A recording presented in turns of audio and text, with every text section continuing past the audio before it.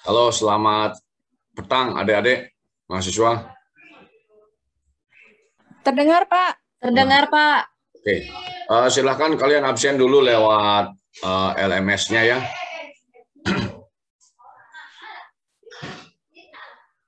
Silahkan absen, jangan lupa ngabsen. Baik, adik-adik mahasiswa, mari kita mulai perkuliahan pada petang hari ini. Di awal, saya sambil menunggu rekan-rekan kalian untuk masuk semua, Pak Agus mulai perkuliahan ini dengan menyampaikan Pangan Sungkara. Om Swastiastu. Om Swastiastu, Pak. Om Swastiastu, Pak. Assalamualaikum warahmatullahi wabarakatuh.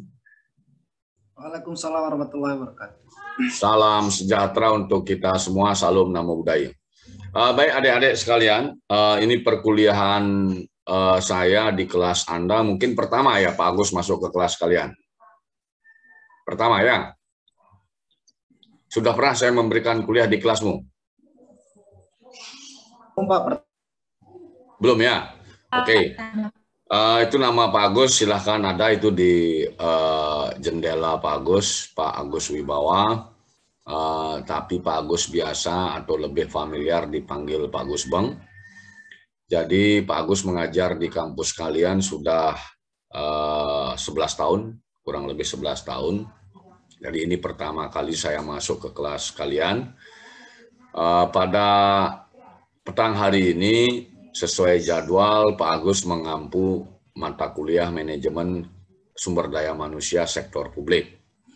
Nah, tentunya sebagaimana tulisan di LMS, Learning Management System di kelas saya, itu silakan Anda download RPS-nya, Anda download, jadi Anda baca-baca pada saat santai, apa-apa yang akan kita bahas satu semester ke depan. Itu yang pertama. Yang kedua, yang ingin Pak Agus sampaikan kepada kalian semua, jadi harapan saya karena ini sistemnya menggunakan elektronik semua, jadi sangat sulit di masalah penilaian. Artinya saya bukan masuk kategori dosen killer, mungkin pandangan saya. Saya persuasif kepada mahasiswa, tetapi persuasifnya saya ini jangan disalahartikan. Jadi tentunya harapan saya kalian tetap semangat, rajin, tidak hanya di mata kuliah saya, harus di semua mata kuliah. Sehingga apa yang menjadi target kalian untuk bisa menyelesaikan studi di ilmu administrasi negara, FISIP Warma Dewa ini bisa berjalan dengan baik. Itu yang kedua. Yang ketiga, jadi berkaitan dengan proses perkuliahan mata kuliah ini, itu kalau tidak salah ada 14 kali pertemuan, dikurangi 2 pertemuan, yang pertemuan ke-7 itu tentunya pasti ujian tengah semester, dan pertemuan ke-14 itu pastinya ujian akhir semester. Nah, berkaitan dengan perkuliahan dari Pak Agus, jadi harapannya tentunya kalian seminimal mungkin tidak ikut. Karena ini yang saya katakan tadi, ini sistem elektronik. Jadi kalau kalian tidak mengklik absen, ya bagaimana mungkin kita dosen termasuk pihak kampus akan bisa membantu kalian. Karena ini semuanya menggunakan aplikasi, itu yang paling penting, yang poin ketiga. Kemudian poin keempat yang ingin saya sampaikan kepada kalian semua, jadi ketika Pak Agus memberikan tugas dulu sebelum ujian, jadi selesaikanlah tugas itu secepat mungkin, harapan saya. Lebih cepat lebih baik, karena pasti yang lebih cepat itu poinnya lebih besar dibandingkan yang terlambat, itu yang paling penting. Kemudian yang keempat berkaitan dengan penyelesaian tugas UTS, bukan tugas, jadi menyelesaikan soal UTS, menjawab soal UTS dan UAS. Jadi dari dulu sejak mengajar, saya lebih senang apabila apa yang dijawab mahasiswa itu tidak sama dengan yang lain. Artinya jangan sampai jawaban itu copy paste, karena kita menggunakan sistem elektronik sekarang. Itu yang penting. Kemudian tentunya hindari copy paste, sedapat mungkin jawaban kalian itu adalah brainstorming atau hasil pemikiran kalian sendiri. Dan yang paling penting sekali, apa yang saya tanyakan itu poinnya yang dijawab, jangan bertele-tele. Saya tidak suka membaca bertele-tele. Jadi kalau saya tanyakan sebutkan, ya sebutkan saja. Jadi kalau saya bertanya jelaskan, ya jelaskan saja. Tapi jelaskannya jangan terlalu panjang lebar, apa yang menjadi poin-poinnya. Nah, itu hal yang ingin saya sampaikan pada pertemuan pertama ini. Sudah disimak, didengarkan semuanya? Sudah, Pak. Sudah, Pak.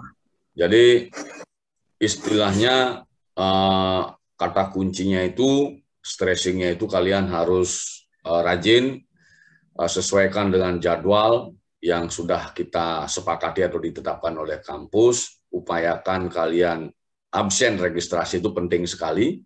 Kemudian pada saat menyelesaikan tugas lebih cepat lebih baik, termasuk menyelesaikan atau menjawab soal itu poin-poinnya saja, tidak perlu panjang lebar, sesuaikan dengan pertanyaannya. Bisa dipahami ya? Bisa, Pak. Bisa, Pak. Oke. Itu hal yang berkaitan dengan mekanismenya. Kemudian yang paling penting dan tidak kalah pentingnya, harapan saya Anda ini masuk ke dalam generasi milenial. Jadi apapun sebenarnya sudah ada di Android Anda. Jadi tidak ada alasan Anda tidak tahu tentang apa yang sebenarnya Anda ingin tahu, karena semuanya ada di Android Anda masing-masing, termasuk hal yang berkaitan dengan materi perkuliahan petang atau materi perkuliahan yang saya berikan. Jadi itu tergantung Anda, kembali kepada diri Anda sendiri. Apakah Anda ingin menguatkan diri Anda atau Anda setengah-setengah saja atau mungkin loyo. Jadi harapan saya Anda semangat tidak hanya menggunakan Android Anda itu untuk sosialita atau hal-hal yang justru menguras dompet Anda, tetapi sedapat mungkin Android itu Anda manfaatkan untuk menguatkan diri Anda. Syukur-syukur Anda bisa menghasilkan sesuatu dari Android Anda itu sendiri. Bisa dipahami? Bisa dipahami ya? Oke. Sampai di sini sebelum Pak Agus masuk ke materi perkuliahan, silahkan ada yang ingin ditanyakan. Jadi sepanjang saya mengajar, tentunya yang aktif itu ada poinnya lebih. Pasti itu. Tidak mungkin sama dengan yang pasif. Silakan. Silakan adik-adik. Ada yang ingin menyampaikan sebelum saya masuk ke materi?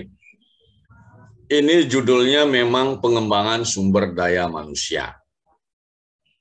Ini. Kemudian mata kuliah kita adalah manajemen sumber daya manusia sektor publik. Dan slide yang Anda baca di depan Anda semua, ini judulnya pengembangan sumber daya manusia. Mata kuliah kita manajemen sumber daya manusia. Jadi dua hal ini sebenarnya berbeda. Orang awam mungkin menganggapnya ini sama, tetapi ini dua hal yang berbeda. Sengaja Pak Agus tampilkan slide ini. Jadi kalau kita berbicara manajemen sumber daya manusia sektor publik, itu berarti main idenya, pemikiran, alur berpikirnya itu adalah tentang manajemen. Bisa dipahami? Bisa dipahami ya? Silakan dijawab. Bisa. Jadi kalau kita berbicara manajemen sumber daya manusia, itu berarti alur berpikirnya ilmu manajemen khusus tentang SDM. Bagaimana memanage SDM sektor publik. Nah, sementara pengembangan SDM sektor publik, itu dia lebih terfokus. Dia merupakan domain atau bagian daripada manajemen sumber daya manusia sektor publik. Bisa dipahami? Bisa, Pak. Nah, sekarang Pak Agus bertanya, mana yang cakupannya lebih besar? Apakah manajemen SDM sektor publik atau pengembangan SDM sektor publik? Kalau menurut saya sih manajemen. Namamu siapa? Namamu siapa? Fauzi Rahman, Pak. Oke, Fauzi, apa? Kalau menurut saya sih, Pak, manajemen, Pak. Kenapa? Karena apa namanya? Karena manajemen itu kan dasarnya ketimbang pengembangannya, Pak. Oke, jawabanmu sudah benar, tapi alasannya belum benar. Yang lain? Silakan sambil berpikir, Fauzi. Siapa? Kalau menurut saya, siapa itu nama? Efrianus Ampung, Pak. Siapa? Efrianus Ampung, Pak. Efrianus, ya. Kalau menurut saya, yang dari kedua hal tersebut, yang cakupannya besar, yaitu manajemen sumber daya Oke, publik, Pak. sudah benar tadi. Alasannya apa? Alasannya karena seperti yang sudah dijelaskan, manajemen itu mengenai alur pemikirannya. Jadi dasar dari segala bentuk pengembangannya itu dicakupi berdasarkan pemikirannya gitu, Pak. Terima kasih. Hampir, silakan. Hampir, silakan. Ya, bisa dijelaskan lagi sedikit, Efrianus? Sudah mengarah ke sana dia? Bisa dijelaskan lebih sedikit lagi? Mungkin itu aja dulu, Pak. Oke. Yang perempuan, kok belum ada yang perempuan? Silakan, yang wanita. Kalau tidak ada, Pak Agus jawab. Jadi jelas, seperti brainstorming di awal Pak Agus, ada manajemen sumber daya manusia sektor publik, MSDM sektor publik, ada pengembangan SDM sektor publik. Jadi cakupan yang lebih luas pastinya manajemen, karena alur berpikirnya di sana menggunakan konsep atau ilmu manajemen. Di dalam ilmu manajemen itu ada yang namanya fungsi-fungsi manajemen, di mana di sana ada yang namanya POA, planning, organizing, actuating, controlling, perencanaan SDM, pengorganisasian SDM, aktualisasi atau implementasi SDM, kemudian evaluasi atau kontrol tentang SDM sektor publik. Nah, PSDM ini ada dia di implementasinya itu. Dia juga ada bagiannya di perencanaan nanti. Tetapi yang jelas, di fungsi-fungsi manajemen itu, PSDM merupakan domainnya, bagiannya. Terlebih lagi ketika kita berbicara tentang unsur-unsur manajemen.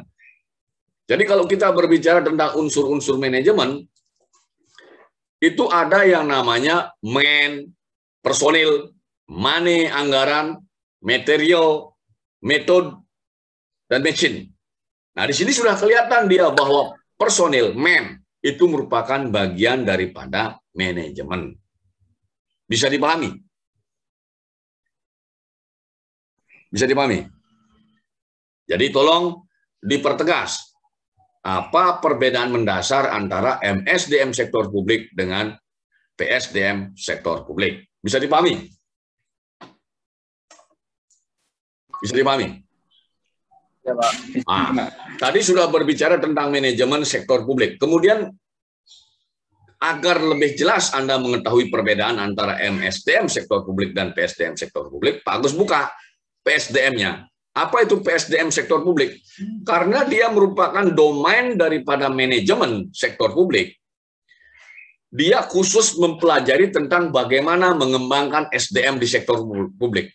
Jadi dia tidak berbicara uang, dia tidak berbicara anggaran, dia tidak berbicara mesin atau sarana prasarana. Dia khusus berbicara tentang SDM. Bisa dipahami? Bisa dipahami?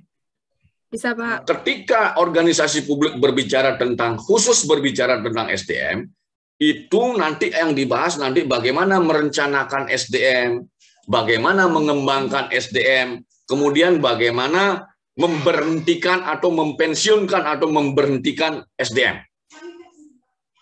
Bisa dipahami? Bisa dipahami? Bisa, Pak. Oke, itulah perbedaan mendasar antara MSDM sektor publik dengan PSDM sektor publik. Oke. Kemudian berikutnya. Jadi ketika, nah ini dia ruang lingkupnya PSDM, silahkan nanti Pak Agus share dia materi ini di LMS dan di Korti. Korti silahkan nanti disampaikan ke teman-teman atau Anda bisa download di LMS. Jadi Anda perlu tahu tentang PSDM juga. Nah, kemudian berkaitan dengan materi perkuliahan pada sore hari ini, petang hari ini, atau malam hari ini. Jadi, mengapa penting mempelajari MSDM, sektor publik? Karena ketika kita berbicara tentang organisasi, baik itu organisasi bisnis maupun organisasi pemerintah yang biasa disebut oleh Fredrickson sebagai institusi publik, sektor publik. Tetap saja unsur sumber daya manusia menjadi kunci keberhasilan sebuah institusi, setiap institusi. Bisa dipahami? Bisa dipahami? Bisa, Pak. Jadi kata kuncinya tidak hanya institusi publik, tetapi organisasi bisnis pun dia bisa bagus, dia bisa maju, dia bisa sukses. SDM memegang peranan kunci.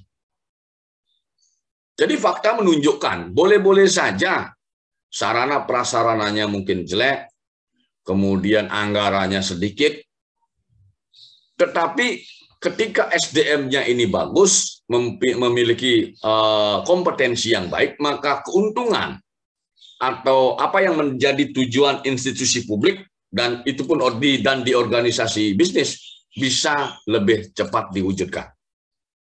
Apalagi kalau kita mempelajari tentang institusi publik atau organisasi di masa era digital sekarang. Artinya, betul-betul SDM itu memegang peranan kunci. Apalagi kalau kita komparasi, kita bandingkan dengan swasta. Katakanlah misalnya, baik swasta yang skopnya nasional maupun internasional. Contohnya misalnya, kalau di organisasi swasta misalnya, bagaimana perbandingan benefit atau keuntungan yang diperoleh oleh Garuda dengan Gojek. Jadi Garuda itu hari ini kondisi anggarannya itu carut-marut, bahkan bisa dikatakan selalu minus dalam proses memperoleh benefit. Sementara Gojek yang tidak memiliki aset, yang tidak memiliki kantor tetap, yang tidak memiliki karyawan tetap, yang tidak memiliki kendaraan tetap, Gojeknya ini, tetapi mereka mampu menghasilkan benefit sampai di angka 140 triliun. Dalam rentang sekian tahun dia berusaha. Sementara Garuda kita, yang anggarannya dibantu oleh negara, yang pesawatnya itu dibiayai, dibeli dari uang negara, yang punya kantor-kantor hampir di semua provinsi, tapi untuk memperoleh benefit sampai di angka 40 triliun saja harus megap-megap, merangkak. Jadi, kedua lembaga atau organisasi bisnis ini, yang satunya Garuda ini semi bisnis sebenarnya karena dia BUMN, ini menunjukkan bahwa kualitas SDM memegang peranan kunci. Itu yang di sektor privat. Bisa dipahami? Bisa, Pak. Nah, kemudian kalau kita lihat contoh kasus di institusi publik misalnya. Ketika kita berbicara SDM sektor publik hari ini, baik itu di 3 pilar lembaga negara, eksekutif, legislatif, yudikatif. Kita bisa cek bagaimana kualifikasi orang-orang yang bekerja di 3 lembaga negara ini. Apakah dalam rentang waktu 76 tahun merdeka ini, apa yang menjadi cita-cita negara bangsa ini sudah mendekati hasil? Atau jangan-jangan kita hanya berada di depan pintu gerbang kemerdekaan? Apalagi ketika kita komparasi fakta empiris di lapangan hari ini.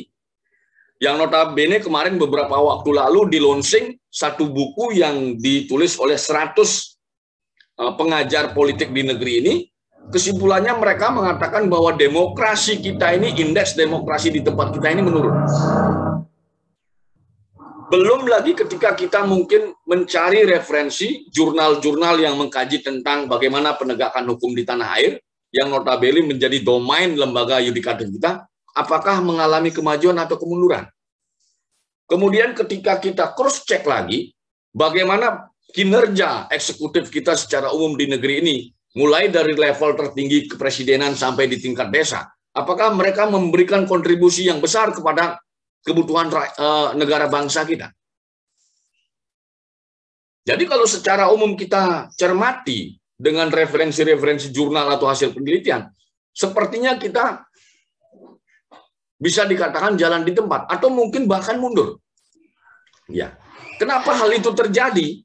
Karena kualifikasi SDM di tempat itu masih perlu dipertanyakan. Sehingga mata kuliah manajemen sumber daya manusia sektor publik ini perlu kalian pelajari. Bisa dipahami? Bisa, Pak. Oke. Ada yang ingin ditanyakan? Silakan.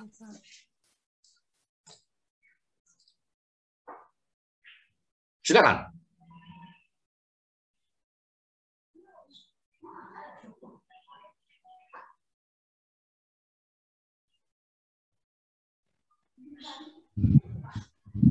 Belum ada? Saya Ya, silakan. Namamu siapa? Dek.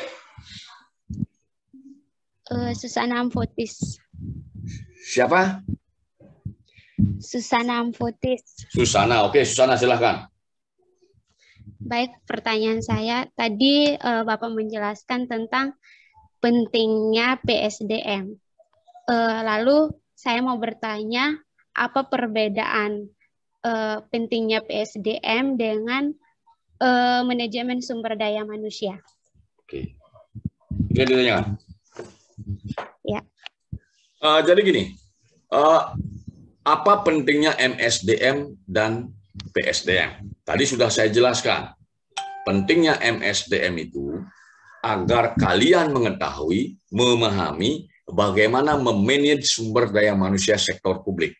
Mulai dari merencanakan SDM yang akan masuk ke dalam institusi publik, kemudian bagaimana kalian mengembangkan atau mengatur atau mengelola SDM yang sudah ada. Jadi ini kalau SDM yang sudah ada, itu PSDM sektor publik namanya. Kalau mau merekrut, itu manajemen sumber daya manusia sektor publik. Di dalam manajemen sumber daya, di dalam MSDM ada PSDM. Bisa dipahami? Bisa dipahami, Susiana? Yang lainnya? Oke. Kemudian bagaimana juga mekanisme untuk memberhentikan mereka. Itu bagian daripada manajemen SDM sektor publik. Jadi pentingnya itu kalian memahami bagaimana mekanisme itu. Sehingga kalian tahu bagaimana konsep yang ideal tentang MSDM, kemudian dan bagaimana konsep PSDM yang ideal. Nah, ini sebenarnya bekal yang sangat bagus. Harapannya tentunya besok Anda masuk atau bekerja di dalam institusi publik, sehingga Anda memahami bagaimana merekrut orang, bagaimana mengembangkan orang, bagaimana mempensiunkan atau memberhentikan orang. Bisa dipahami, Susiana? Ya Pak, tapi mau bertanya lagi. Silakan. Siapakah orang-orang yang berada di bagian dari manajemen tersebut? Kan itu secara umum, kalau secara individu itu seperti apa, Pak? Oke. Jadi pertanyaannya tolong didengar yang lain. Siapakah orang-orang atau jabatan yang ada di balik MSDM dan PSDM ini? Nah, ini pertanyaannya siapakah? Itu bisa menunjuk orang, bisa menunjuk jabatan, bisa menunjuk institusi. Karena kita berbicara organisasi pemerintah, berarti itu institusi. Nah, di level pemerintah pusat, itu kewenangan tertinggi ada di presiden di Indonesia. Di tempat lain, kalau tergantung bentuk negara dan bentuk pemerintahannya.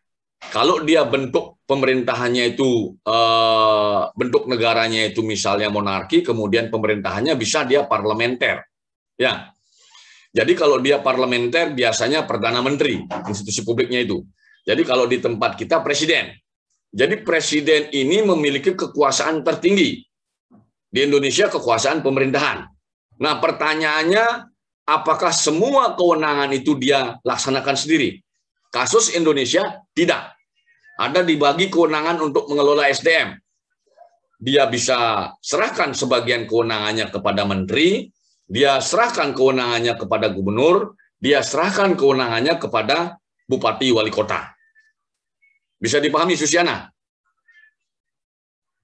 Bisa, Pak. Jadi jabatannya itu yang punya kewenangan siapa di balik pengembangan SDM dan manajemen SDM ini. Nah, itu pun kewenangan berkaitan dengan jabatan. Tetapi yang paling penting, presiden, menteri, gubernur, bupati, ini kan bekerja menggunakan regulasi atau aturan. Aturan itu dibuat oleh legislatif, dalam hal ini DPR RI.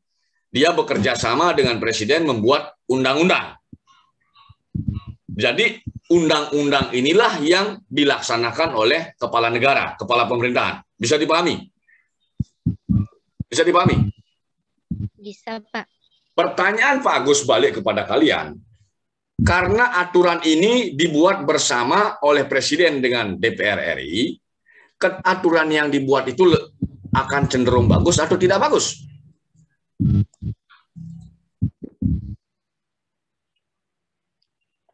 Silakan dijawab.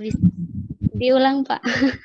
Apabila jika mayoritas anggota DPR ini tidak mengerti PSDM, tidak mengerti MSDM, atau bahasa straight-nya itu mereka dan tidak memperhatikan kepentingan negara bangsa, kira-kira aturan tentang MSDM sektor publik dan PSDM sektor publik ini bagus apa jelek?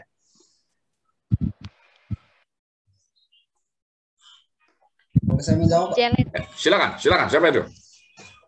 Fauzi, Pak. Siapa? Fauzi. Ya, Pak. Ya, silakan Fauzi. Kalau menurut saya, apabila mereka tidak mengerti SDM-nya, kemungkinan aturannya akan jelek, Pak. Karena alasannya, apabila mereka membuat aturan, harus sesuai apa yang terjadi ketika mereka mengimplementasikan aturan tersebut kepada masyarakat. Terima kasih, Pak. Tepat sekali. Jadi silakan Anda cek. Silakan Anda cari tahu di Google itu, Anda searching di Google. Contohnya misalnya, beberapa tahun belakangan ini kerap ada regulasi yang mengatur tentang lelang jabatan pimpinan tinggi Pratama. Bahasanya pejabat-pejabat di Pemda, pejabat-pejabat di Pemprov, pejabat-pejabat kementerian, itu ada jabatan-jabatan yang dilelangkan. Jadi silakan Anda cari tahu, searching di Google, apakah implementasinya sudah memenuhi kaidah PSDM dengan MSDM. Saya ingin Anda mencari tahu sendiri itu. Jadi apabila prosesnya itu formalnya lelang jabatan, tetapi di belakang meja ada, mohon maaf, diduga jual beli jabatan, pakai apa? Silakan Anda cek kasus kemarin Bupati Probolinggo OTT. Silakan cek di Google. Kemudian beberapa tahun yang lalu ada kasus Bupati Klaten juga OTT, kasus yang sama. Modus kasus yang sama. Jadi kalau hal itu tidak kita hentikan, karena prakteknya itu banyak dicurigai, banyak disalahgunakan oleh oknum-oknum tersebut, yang notabene tadi Pak Agus kita bahas tadi, apabila elit kita di parlemen, legislatif kita, tidak memiliki semangat memperbaiki manajemen SDM di negeri ini, entah itu karena ketidaktahuan, atau mungkin karena memang kepentingan bermain subjektivitas, sehingga menghasilkan regulasi yang tidak pas. Jadi kalau kondisi mereka di parlemen itu mayoritas kurang baik, apakah aturannya itu akan muncul baik atau tidak baik? Itu pertanyaan mendasar saya.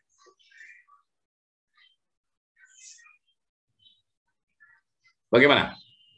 Dan yang ingin saya katakan kepada kalian semua sebagai generasi muda mahasiswa saya, apabila proses mekanisme masuk ke dalam anggota DPR RI itu penuh dengan hal-hal yang tidak bagus, apakah yang duduk di sana itu akan bagus?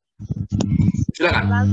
Tidak bagus. Kalau mayoritas orang di sana tidak bagus, kira-kira mereka akan membuat aturan yang bagus apa tidak bagus? aturannya yang bagus. Itulah sebenarnya ujung permasalahan negeri di tempat kita ini. Maka dari itulah, ketika nanti ada pemilu, kalian yang masuk kategori orang-orang milenial inilah yang bisa melakukan perubahan fundamental. Karena kesalahan kita memilih orang, berarti salah juga aturan yang mereka buat nantinya. Bisa dipahami? Bisa dipahami? Bisa, Pak. Oke. Bisa, Pak. Oke. Jadi itu pertanyaan dari siapa tadi? Susana Amfotis. Jadi sudah kita bahas. Ada yang lain lagi? Silakan. Ada yang lain? Silakan.